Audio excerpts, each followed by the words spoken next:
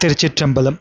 சிவபெருமானையே எண்ணி திருவைந்தெழுத்தை ஓதி திருநாவுக்கரசு பெருமான் கரையேறிய நிகழ்ச்சியை குறிப்பிடும் தெய்வச் சேக்கிழார் பெருமான், இருவினை பாசம் மும்மலக்கல் ஆர்த்தலின் வரு பவக்கடலில் வீழ் மாக்கள் ஏறிட அருளு மெய் அஞ்செழுத்து அரசை இக்கடல் ஒரு கல்மேல் ஏற்றிடல் உரைக்க வேண்டுமோ என்று அருளிச் செய்கின்றார். திருவைந்தெழுத்தை புனையாக கொண்டு உயிர்கள் பிறவிக்கடலிலிருந்தும் கரையேற இயலும் என்றால், அதனை புனையாக கொண்டே திருநாவுக்கரசர் பெருமான் இக்கடலிலிருந்து கரையேறுவது வியப்பில்லை அன்றோ?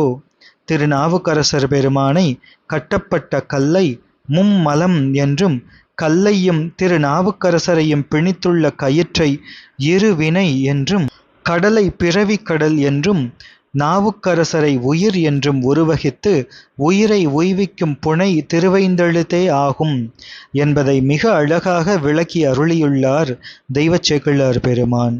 பிறவிக் கடலினின்றும் உய்ய விரும்பும் உயிர்கள் புனையாகிய திருவைந்தெழுத்தையே ஓதி இறைவனை வழிபடல் வேண்டும் என்பதை ஆன்றோர்கள் வாழ்விலும் வாக்கிலும் நிரம்பக் காணலாம். திருச்சிற்றம்பலம்.